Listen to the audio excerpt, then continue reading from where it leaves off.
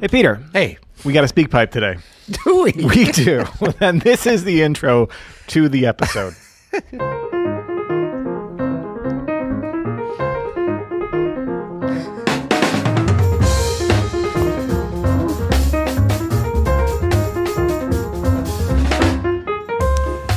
I'm Adam Manis. And I'm Peter Martin. And you're listening to the You'll Hear It podcast. Music advice coming at you. Coming at you. Today, you know, some days, Peter, it's 10:57 and I'm spent already. How is that possible? My bad. What do you mean? But you look a little, I see the slightest bit of agitation in your brow. I'm agitated. You know what it is? Let me be honest here. I've switched my schedule this week, so I've got a lot of writing to do. So I started waking up at about 5:45, 5:30, so that I can be writing by about 6:37. Yeah. And then I work out at 8, and then I come in to here to record the You'll Hear It podcast. So I'm already, like, listen to me. I can't even talk. You know what I'm saying? I'm already kind of burnt. I'm already spent. This is a real problem. Well, I would say that it brings up an interesting issue because I think, you know, creativity and like when we can go into a flow state, like we're at a time now when we have more information about how to structure our day. You know, what is the morning routine? Ever look at those little videos? Dude, have you seen these optimization bros who are up at 2:30 in the morning? You know who I'm talking about? Well, you just kind of sounded like a second ago when you described. Well, that's what I'm inspired, but also, geez Louise, how do you do anything past 11 a.m.? I'm pretty spent. I mean, there's a fine line between an optimization bro schedule and my parents, who they would not be embarrassed for me to say they are senior citizens. Yeah. The senior citizen schedule. Yeah. Very close to a optimization bro schedule. Should we do a tightrope walk? Should we do a little bit? Should we just see? We tried a couple of times in the intro to play, and I couldn't hack it. Right. I can barely talk. I can barely talk for them. Let's do a medley of what we were playing. That's where we started. I'm hoping with the red light on.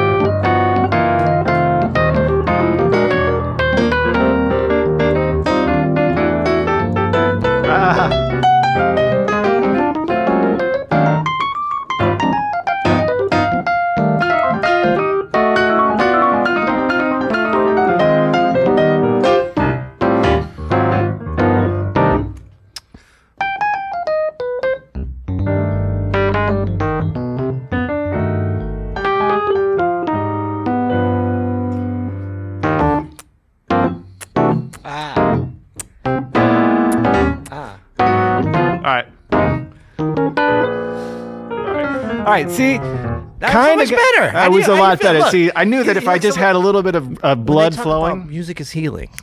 Music is healing, right, or destructive.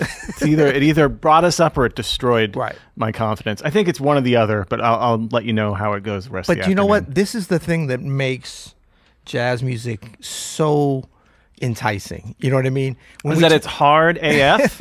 Well, that it's hard, like that you're out on the tightrope, right? You are. And sometimes you're going to slip and fall. And if you slip in the wrong way, that can hurt in certain places. It can hurt in certain places. But it's like, what do we, like, we get so much into the, like, what is the scale for this and what voicing and am I slowing down, am I speeding up? And these are all such important issues when we're practicing, when we're thinking about music, when we're talking about it. But then there's the game, right? There's the performance. And I think what we, you know, and in here, we're always like sort of, you know, blurring the lines between those because we're trying to sort of demonstrate things. But that's one of the hardest things to do, to go from like theorizing and talking about music and planning it to just play. You know what I mean? And so I think it's a good lesson for us and for the listeners. Like, always think about when you do structure your practice. And I know, like, a lot of times I'll say, and I still firmly believe in this, the idea of practicing performing. I never want to make that sound easy, because I know it's not always easy for me, but it's important, right? And so the way we do it here is probably the hardest way to do that, where you're just sort of throwing it in there. So hard. Yeah. And then, you know, we start thinking about, like, you know, people are going to be watching this, and I've played some stuff on like the intros and on the pod where I'm like, oh, why? And then people are like, oh my God, that was so cool. So like, you never know how it actually comes across. But it's just to say that, like, during our practice, if we do that at the end of the practice, where we have a little bit, maybe even taking a break, take a breath. Used to be say, go out and have a cigarette. We don't recommend that anymore. Yeah. Due to death. But no, but I'm saying, like, have a little bit of separation, but not too much, so that you're still connected with that sort of musical growth mentality and trajectory that you get in your practice, so that when you go do practice performing, which is all we're doing here, you know, we're just like, the lights on, like, let's play something. That's right. But to have that as part of your daily routine is, I think, can be super inspiring. It can be super depressing at times, but it's all in how we frame it, you know, in order to go for those higher mountains, those peaks and valleys. How do we get in there? And also, like, you know, there's nothing wrong with, and you know, look, everybody does this to a degree, but this really, I think, great players and smart players really leverage this, is like, have your go-to stuff. I mean, there's a reason that's the Herbie thing. Now, he wasn't the first one to do it, but he's, you know, everybody else is sort of imitating him in a way, even though he was imitating somebody. But it's like, how do you use that? When do you use that? When do you pull out your go-to things, again, in service of the music? So that if you're just like, oh, I'm feeling like a little bit lost, it's okay for us, I think, to go to our go-to stuff. Agreed. Yeah, that's what I was trying to do. You did it, man. Trying to do it. Well, this actually is leading us into our speak pipe today. Nobody heard all the awful stuff we played. You're forgetting. Oh, they're going to point it out. We have a speak pipe from... before we started recording. Caleb heard. Caleb heard, and that's Caleb's still smiling. Producer Caleb is smiling. We have an anonymous... It's going to the archive. Yeah. Exactly. We have an anonymous speak pipe, and this is actually a really thoughtful question that has a lot to do with what you were just talking about. Oh, Peter. good. Let's check it out. Hi, Peter and Adam. I love improvising, but I also have ADHD. And that sort of presents itself in two sort of like big issues in my improvising. And one is forgetfulness, and the other is impulsivity. And they both lead to sort of like bigger picture kind of structural issues in what I'm trying to do. And so my question is really, how do you practice structure? And how do you practice improvising structure? And then I guess more specifically, how do you practice kind of running it straight, so to speak, and like remembering where you're going and like what you're trying to achieve with a particular solo, or, you know, improvisation or whatever. And then how do you kind of stop yourself in the moment from going on what might be considered like a too much of a tangent, or like what you might consider too much of a tangent, if that makes any sense. Anyways, thanks. Love the podcast. Well, thank you, Anonymous. Appreciate that. And yes, this is great stuff. Very thoughtful question. Yes. And I mean, I'm because I'm sort of I'm certainly not comparing my situation this morning, as I'm just tired and a little bit burnt, as someone who's having to struggle with ADHD, which is a whole other thing. But I will remind our listeners, we are both medical doctors. No, we are definitely not. Oh no, we are not. No, sorry, I knew it was one of those. That is a huge hurdle to overcome, and certainly not anything I'm dealing with this morning. But I do think everybody has moments where they struggle with things like memory, concentration, Yeah. and things like what he's talking about with structure. And so this could be helpful for many people, even if you aren't diagnosed with ADHD and have that kind of issues. These are certainly issues that everybody can help could help with everybody's playing and things that we can work on.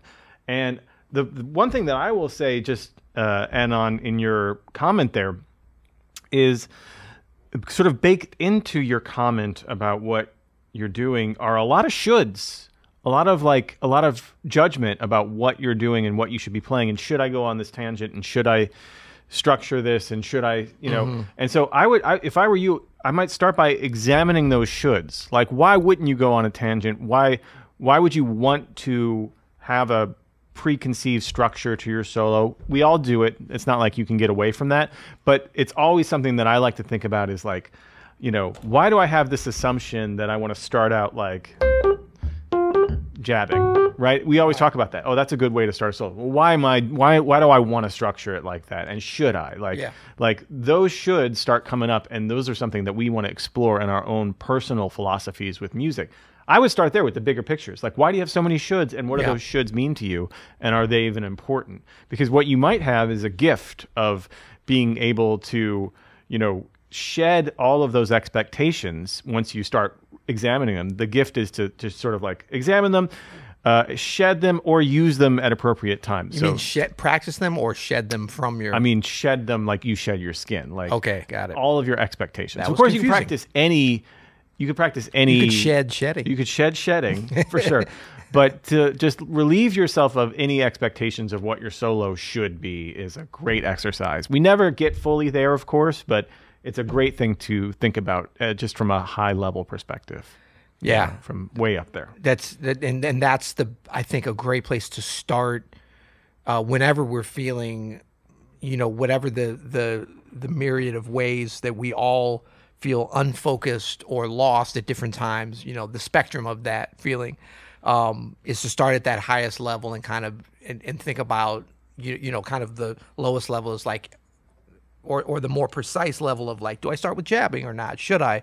But I'm wondering about this idea of should. I agree that's possibly a real limiting kind of thing. But we talk about something, a concept of turning a bug into a feature. I wonder if we could take that even. Because it is a natural thing. It's a hard thing when we tell people, don't worry and don't be judgmental and don't say I should be doing this.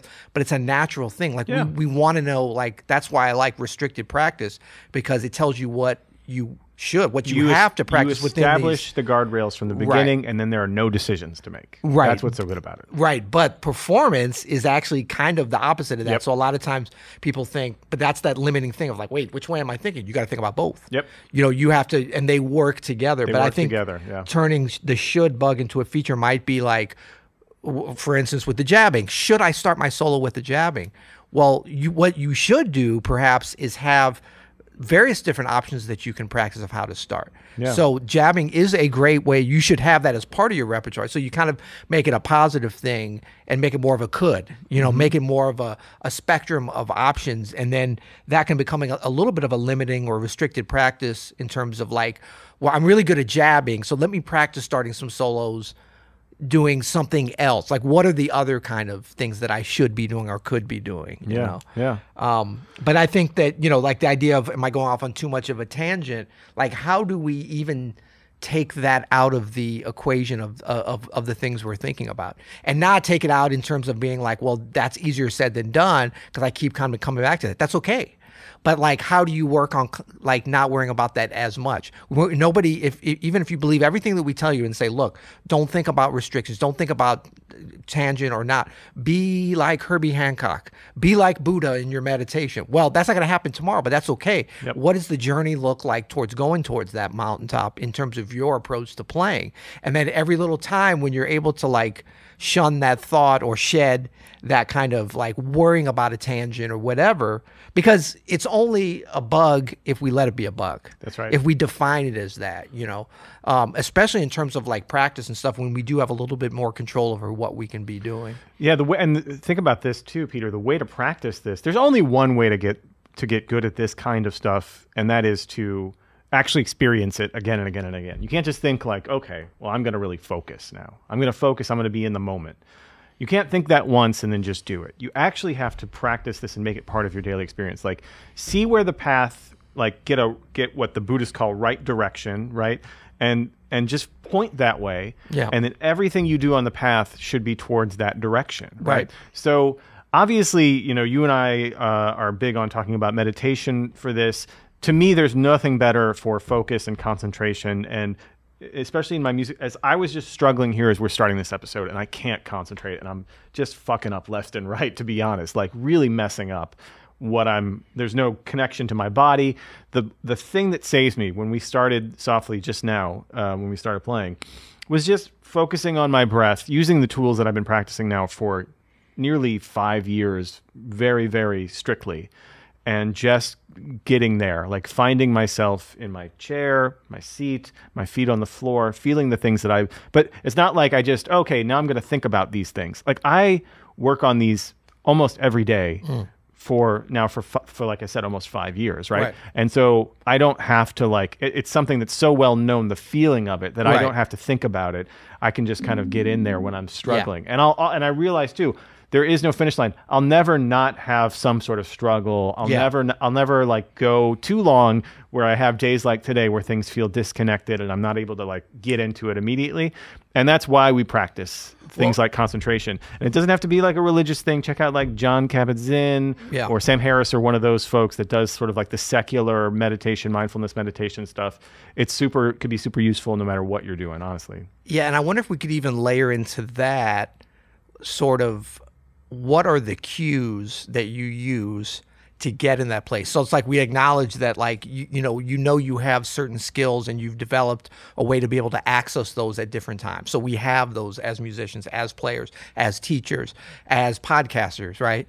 But when we do, like, that's all great when, you know, unicorns are dancing around through a meadow and the world is beautiful and the stock market is up and everything is perfect or whatever. It's like somebody that has like a really good like Zen approach to like their finances and they maybe have money in the market. Do you think they're looking every day to see where the market is on that day and taking their self-financial worth from what their number is? Yeah, you think they're super critical of every move that gets made? No, that's not how that works. I mean, Warren Buffett on some days loses hundreds of millions of dollars, but you think he's even thinking about that? Well, and that's how I identify when I'm in sort of a kind of stuck place. Like this couldn't be better because of just what happened at the beginning. When that's why I set up this whole morning to get us this place. But I'm a little bit perturbed at my whole physical situation because I'm tired. You know what I mean? Because I woke up a little earlier than I'm used to. My body's still adjusting to this. But what great training for gigs, for performances, for teaching, because you're gonna be tired. Like that's what I'm saying when I say unicorns dancing around.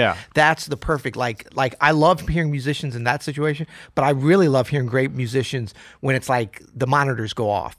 I love seeing great players. How do they respond to some adversity? Because it's still gonna be great. It might be in a different way. And the trigger for me when I know that I should probably sort of regroup, focus on my breath, hear everything in the room. That's an important thing too. I know that that's the case, that I'm gonna want to use those tools when there's a very thick, loud inner monologue, usually self-critical, like, what are you playing, dude? Like, you know, no one likes what you're doing. That little kid. You're playing this shit in front of Peter Martin and Caleb. Like these guys think you suck. Like these are the thoughts. Maybe these are the thoughts going through my head. But it gets irrational. It gets totally irrational. And I know that. And then, but when I hear that voice getting louder, I know, okay, it's time to regroup and focus on the moment. And I know also what it feels like to be in the zone, right? Yeah. To be in the flow state or whatever. Right. And there's not a lot of intrusive thoughts happening. And if they come and go very quickly. And I'm really hearing, again, everything in the room.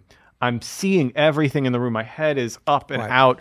I'm seeing expressions on your face. You lift your hands up and the keys keep playing themselves. There's a physical thing where if I'm closed off, I'm not making eye contact. I'm being self-critical. I'm not really hearing anything other than my mistakes, and I'm lingering on those mistakes. But when I'm out of it, I'm out of it. I'm looking at you. I'm looking around. I'm hearing everything. I'm just letting the music flow out, not judging anything. It takes a lot of practice. Again, this is not something you can think about once and it happens. You have to experience it again and again and again and again. So I would say, Anonymous, make that part of your practice. What you were saying, Peter, make the performance part of your practice and practice getting in your head. and getting out and Yeah. practice bringing your attention back if you can. And, Absolutely. And you're going to have a steeper hill to climb because of that ADHD diagnosis for sure. Right. But I do believe that you can still work on the same things. And yeah, that's so well said. Absolutely. Yeah. But it's a great question, and I applaud you coming on and asking that question. Yeah. It's great. Till next time. You'll hear it.